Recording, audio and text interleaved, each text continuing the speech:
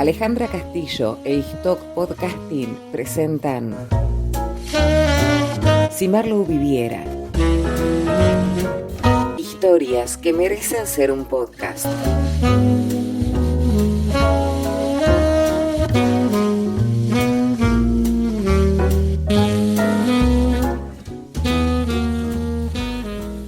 Episodio número 8.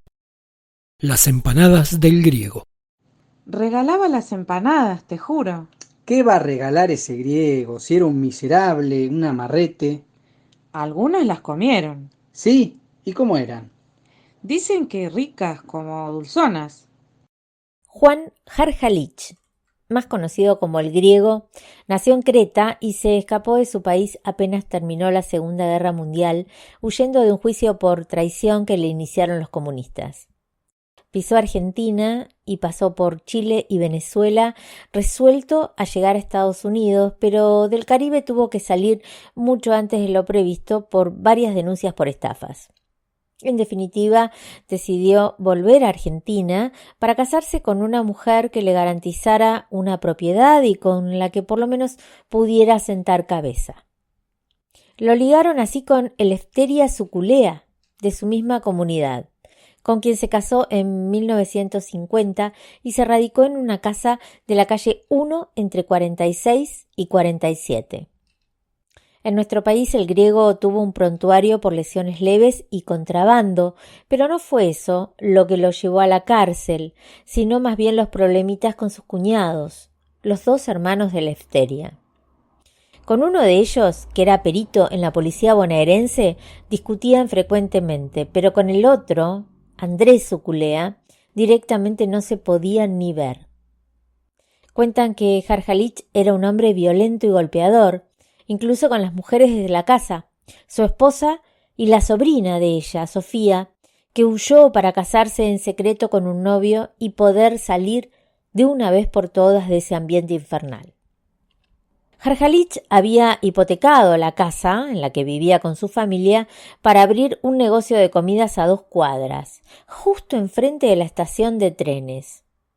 Una fonda de mala muerte que bautizó el Partenón. Una cosa llevó a la otra y las deudas al filo del remate a la casa de la familia de su esposa, cuyos hermanos decidieron cortar el problema de raíz poniéndola en venta con otros terrenos. Eso habría sido el detonante de un homicidio que se ganó un lugar en la historia criminal de La Plata.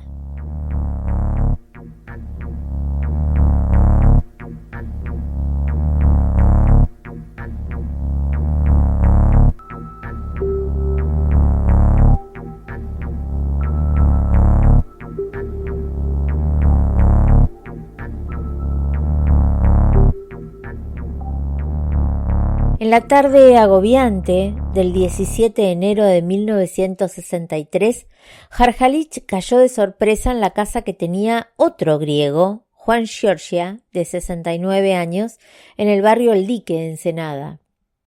A Giorgia le sorprendió la visita de su amigo, pero más que hubiera llegado hasta ahí en micro, con semejante calor, cargando una valija pesada y un colchón. Harhalich no dio muchas explicaciones, solamente le pidió a Juan que se los guardara hasta la noche. Su amigo no hizo preguntas. Tal como prometió, Harhalich volvió por la noche y recién entonces explicó qué pasaba, aunque la aclaración oscureció todo. Le dijo a Giorgia que su cuñado Andrés se había pegado un tiro esa misma mañana y que para ahorrarle complicaciones y disgustos a su mujer había resuelto que lo mejor era hacer desaparecer el cuerpo. Como si hiciera falta, confirmó que lo que quedaba de Suculea estaba en la valija y le pidió ayuda a su amigo para tirarlo en algún lado. Espantado, Giorgio echó de su casa al griego con valija, colchón y todo, pero al rato lo vio volver con una pistola en la mano y la exigencia de que no dijera nada. Después de todo, ya había hecho él todo lo que tenía que hacer. Al otro día, Harhalich apareció de nuevo en la casa de su amigo, pero con otra actitud. Le llevó ropa usada de regalo, suponen algunos que era del finado, y algo de comida que él mismo se ocupó de cocinar y que comió con ganas. El dueño de casa, que no había dormido, no probó un bocado y esperó a que el otro se fuera para ir derechito a la comisaría y hacer la denuncia. La policía allanó la casa de la Avenida 1 y el boliche El Partenón, además de rastrillar un bañado que estaba enfrente de la casa de Georgia. Entre los pastizales desperdigados encontraron fragmentos de huesos quemados. El cráneo había sido cortado con una sierra y faltaban varias partes: la mandíbula, costillas, algunas vértebras. Tampoco estaban los brazos y del miembro superior solo se encontraron los omóplatos. Todos los restos estaban limpios, desprovistos de musculatura y articulaciones, describió un perito. En un zanjón del camino a Ensenada hallaron los maxilares inferior y superior del lado izquierdo, que sirvieron para identificar los restos de su culea. Su odontólogo reconoció que eran de Andrés porque se había hecho tallar un canino para ponerse una prótesis.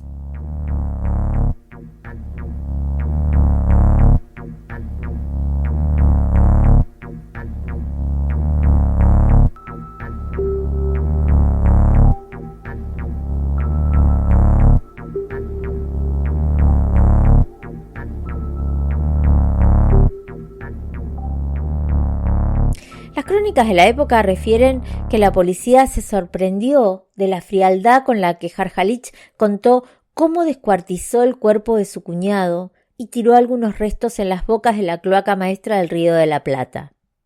Ahí encontraron un trozo de tibia y peroné y uno de los pies, además de un fragmento de huesos de la cabeza.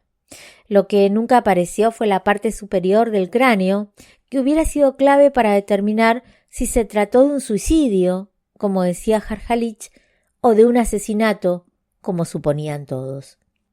El individuo mantiene su negativa y no ha decaído en su arrogancia de hombre fríamente calculador, tal como se lo conocía en el barrio de la calle 1 y Diagonal 80, donde atendía un comercio de alimentos de mucho movimiento, relataba una crónica policial de la época.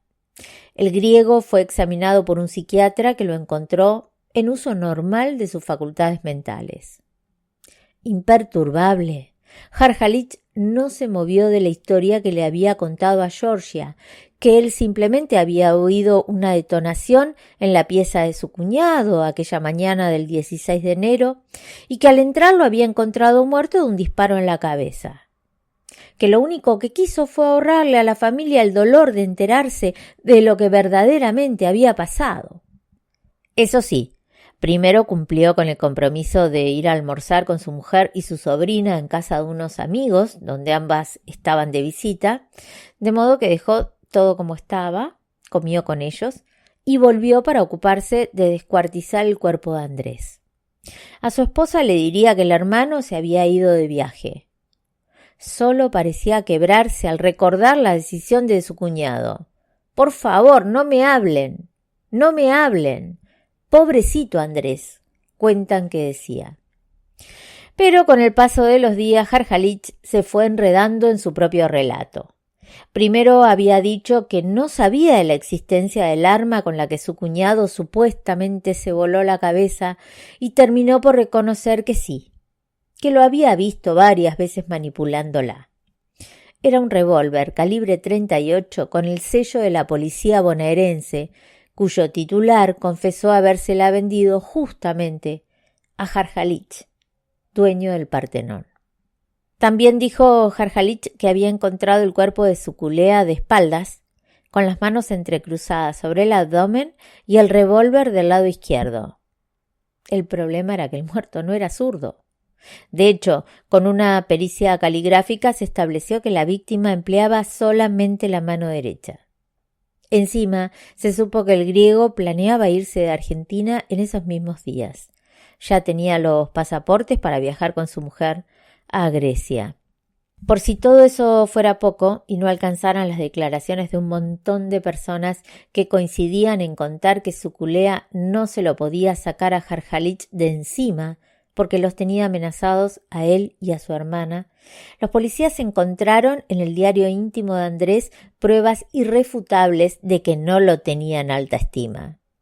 El miserable inmundo, llamaba al marido de Lefteria. Lo escribió 2 días antes de su muerte. Temo que pierda la tranquilidad en mi casa. Mi cuñado, ese miserable inmundo, pretende hacer de las suyas.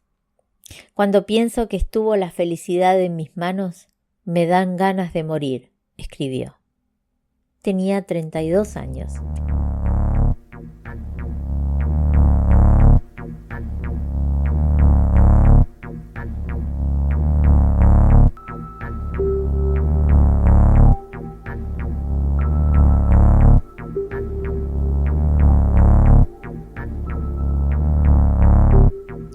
Jarjalich fue detenido y un juez ordenó enviarlo a la cárcel de Olmos, donde, dicen, murió 2 años después.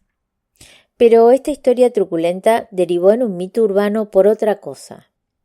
Es que si bien el griego nunca reconoció haber matado a su cuñado, sí admitió que descuartizó el cadáver y que lo hizo desaparecer. Una crónica de entonces deducía que esa tarea indudablemente le había demandado varias horas, porque se cree que redujo los restos de los tejidos y masas musculares mediante el empleo de una máquina de picar carne. De la inspección de los restos, decía el parte policial, surgió que el individuo realizó un prolijo trabajo, al punto que los huesos de la cabeza y la tibia derecha aparecen como si hubiesen sido objeto de un proceso de hervido. Para echar leña al fuego del rumor, más de uno recordó que el griego había estado regalando empanadas a los vecinos y a todos los que pasaron por la puerta de la fonda, en una actitud generosa que no le habían visto hacer nunca. El relleno de las empanadas era de carne. Seguinos en nuestras redes sociales, Facebook Productora Histok Podcasting, Instagram y Twitter @HistokPodcasting.